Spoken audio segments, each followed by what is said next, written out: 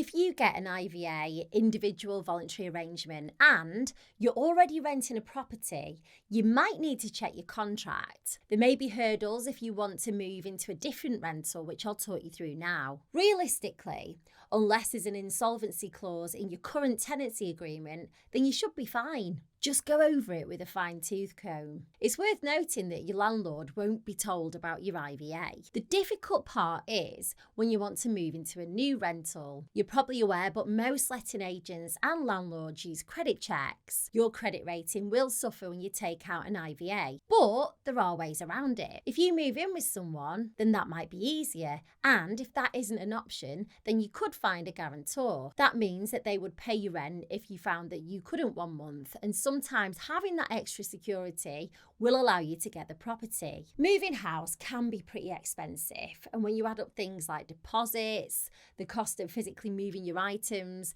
and especially if you don't get the full deposit back from the last place, sometimes you may be able to take a small payment break from your IVA if you ask your insolvency practitioner. The other thing you need to take into consideration is if the rent is higher or lower, how will it affect your IVA? It might make a slight change to your agreement. If you're wondering if rent arrears from previous tenancies can be included in your IVA, then the answer is yes. If it's your current property, any outstanding arrears should have been taken into consideration because rent is seen as a priority bill. IVAs are normally taken off your credit file 6 years from the day it was approved. Then you can start to improve your credit rating, which will help you to rent a new home. You can do simple things like sign up to the electoral roll, make sure you make all your payments on time, and start to build up your credit slowly. Ironically, not moving house frequently helps too. If you haven't got an IVA, but you're thinking about it, then I've got a short form linked in the description. It's got a few multiple choice questions like how much debt do you owe and how many people do you owe. At the end of the form, it'll connect you to a company that I've partnered with to provide you with all the information you need about debt solutions that are available, including IVAs.